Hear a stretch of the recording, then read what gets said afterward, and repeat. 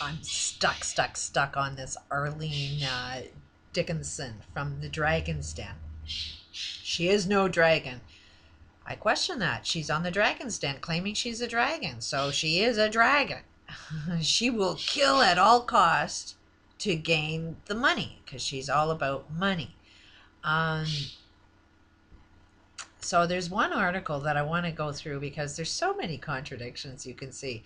Graciously offering her time on the day of Barack Obama's historic inauguration.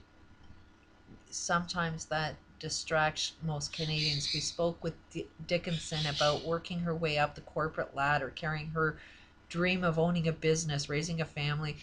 Like what? They needed to put Obama in the conversation with her name for some odd reason. She came from South Africa. Um, Dickinson's father was an educator and entrepreneur, so she says that she's successful from his teachings. Um, Joint Venture Canada became sole ownership. Best.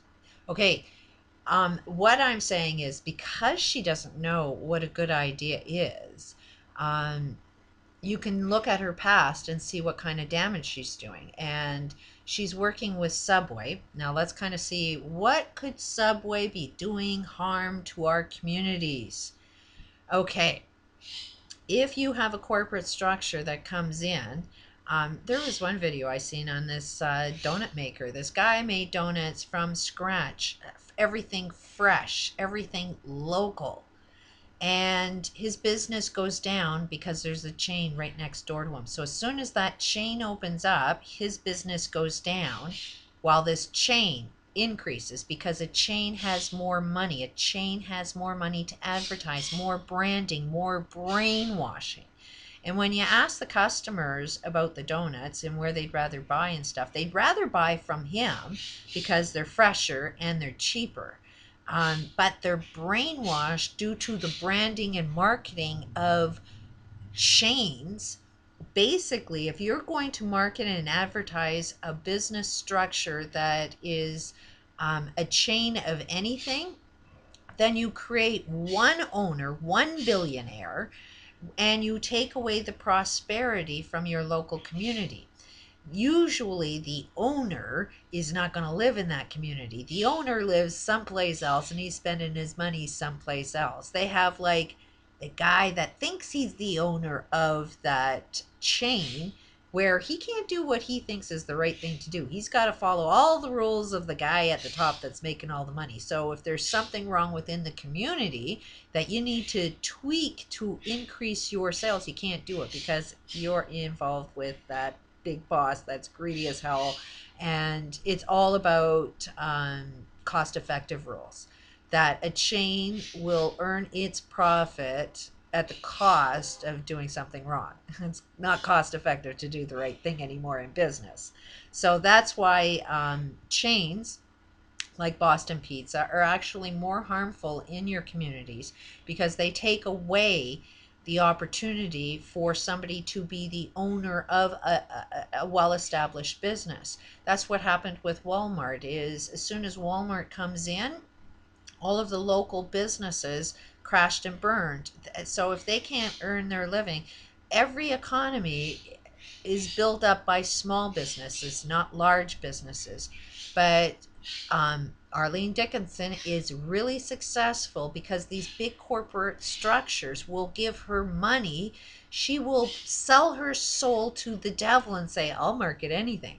She won't market the little guy. She'll only market big corporations. Another one is like Toyota. Is Toyota in any way, shape a Canadian product? No, she will market and fund another country and make sure other countries are taking money out of our country and bringing it over to Toyota. So if Canada's, I mean, the only reason Canada is being not recognizing a depression right now is because we're selling all our shit. You know, like all of our natural resources, somebody's coming and buying it to the point where Canada won't even own Canada anymore. Why? Because of marketing people like Arlene. She can't, there is free energy. We know how to make cars that don't run on gas. Is she marketing that? But no, she won't market anything that's a good idea. Now, the other big one is the Canadian Cancer Society. Now, there is a big con if you ever seen one, and you can phone them up and ask them. They put on there that 50% of all cancers are preventable. Is the majority of research going towards how do we prevent cancer? Oh, maybe stop working for the people that are causing your poison. Stop buying the products that Arlene Dickinson is selling, and maybe you will be healthier. The food that you're going to get at these chain stores are processed. They are going to be the least healthiest food. But if you eat the things that Arlene Dickinson's saying, here's a good product, buy this, chances are your health is going to go worse because you're not buying locally. You're not buying fresh. So, if she actually had any interest in cancer, she'd be marketing the cure to cancer and not a cancer society that its structure alone says we will never, ever, ever show you the cure of cancer. Why? Because we're making way too much money not finding the cure of cancer. We're making more money by giving you a pill that will cause you more and more medical problems, that will allow the medical community to be able to sell more and more pills. And if you watch the Dragon's Den, there's one other dragon there that loves making a profit off you dying. One thing that's sure is as long as we're making sure everybody dies, we can profit off of you dying. So these guys are definitely dragons. They're dragons for a reason, because they want to sell you the ability to sell your soul, because they've sold their soul. Going down in this article,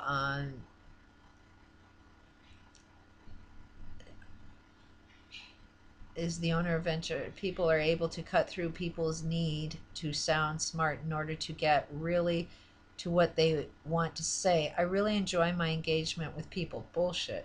She goes on to explain her problem with new online media. Oh, I didn't even want to read this. Venture has recognized in the past one of the country's best managed companies. Dickinson says the model of the organization was founded by trying to answer a market need as opposed to how this business had traditionally been established. Bullshit. You didn't look at what the market needed. If you looked at what the market needed, you would have seen that there was an awful lot of people dealing with an awful lot of hardships, a lot of problems that they would like to be solved. And instead of uplifting all of your society, you've taken away and consumed everything that was good about society so you could profit off of it and have a really good bank account. So yeah, your business structure was perfect to suit your profit. But it goes in there the balance of life and the struggle of being a single mother, and she's proud that oh well, I did that, but there was sacrifices to make.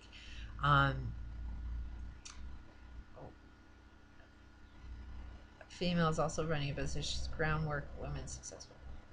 She was saying that society doesn't owe you anything. Obviously, family bring it. Just happened with kids, strong individuals. Oh, just hang on. There is some good things. You have to surround yourself with people that are more talented than you are. Recognize when your talents are. Cool. Most entrepreneurs think they can do everything, but the fact is an entrepreneur should bring vision and passion into their organization and take hurdles out of the way for people to do better. Totally in agreement with that.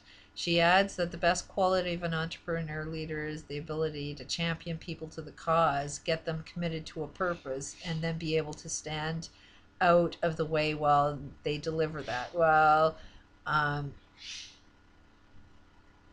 what is she doing? What is the cause? Are you champion people to increase all global problems or decrease all global problems? I'm really confused as to what she's trying to champion, because I'm not seeing anything that she's trying to uplift. Dickinson also warns those who try to get financial help from the Dragon's Den to be prepared. Above all, else, she claims, I don't suffer fools lightly. But of course, she has to be hard at times in order to give new entrepreneurs the tough love they need, especially on the show. She's full of shit. She doesn't know a good idea. Like, she is the fool. So when a fool comes in front of her, she will call them a fool, but yet her biggest fools in front of her could teach her the best lessons of her life. But she's looking through fool eyes just for her to say those words. And tough love, she needs a little bit of tough love because she's never given it herself any tough love. She takes the easy road at all times. More business owners taking chances in front of the dragons and backing them up. But Dickinson says that there is much more to starting a business than simply having a good idea. When entrepreneurs come in front of us, they frankly need to really understand their business. The ability to be passionate and personal is evident. If they don't believe in it and understand how to present it in a compelling and factual manner, and they don't tell us in a manner that explains how they'll leverage our investment, then they'll never be able to build a business. That's not exactly right. I believe it was like you gave me 30 seconds before you went on the attack. The show definitely knew that I did not have the facts and figures, the business plan. They told me, do not come on the show with the business plan. Come to the show with just the concept. And then you hit the nail on the head. Is explains how we'll leverage our investment. I was not looking for an investment. I was a nonprofit. I was looking for $2 million as a nonprofit where you do not financially benefit from my concept at all, which is why you would have called me a nut bar. And I would call you a nut bar. Is your show knew that. Your show knew that I was coming on asking for a donation to a nonprofit. Oh, to help people that, when rich people cause problems out into society. I'm not even going to bother reading because I'm running out of time, but I'll tell you what else she said. She says that society doesn't owe you a damn thing. Well, and Arlene Dickinson, what you did into society is you stole everything that was good in society while saying we don't owe you a damn thing. All of the money in your bank account you manipulated through branding and psychology for people to give you money. You sold your soul by taking everything out of society and then saying society doesn't owe you anything.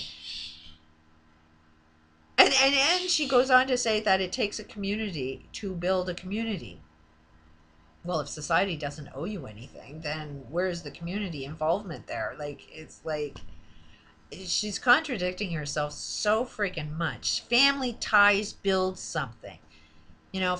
Strong community ties build something. Strong community country ties build something. Something globally tied together builds something. She knows that. But she's so busy taking out of society, saying that society doesn't owe me nothing. You cannot solve a problem that you won't acknowledge exists. And as long as, Arlene Dickinson, you want to have all of the money, you are directly responsible for the level of poverty that goes on in your world. And the level of poverty, the food that you steal out of people's mouths, through your work, you're manipulating. Your whole business is the business of manipulating people to buy shit. And it is shit that you're selling. You're not selling anything that's a good idea yet. I would like to see your client list, and I would go down the list of everything you're selling and see where they are doing harm on the planet. Cancer Society, for one, is doing the most harm. How many people are putting wasted money in an organization that has no intention of telling you what the cure is? Otherwise, they'd be all unemployed. Do any of those working in the Cancer Society are motivated to find a cure if the cure means they're going to be unemployed? Hell no, especially when there is a cure to cancer. So if Arlene Dickinson is actually trying to sell the cure of cancer, why isn't she not selling holodynamics? It's been curing cancer for over 20 years. Not only that, but just cancer AIDS, mental illnesses, addictions, you name it, this product has healed it. It can't identify the unknown problem. Sure, it's got a flaw, but bottled intentions cures that flaw. So, but she doesn't think it's a good idea. It's not a good idea to think positive and have a good idea and transform your problems into solutions. If she thought it was a good idea, she would have supported it, but she can't see it. How can you sell a good idea to somebody who's not open to a good idea? It just can't be done. Too close-minded. Peace out.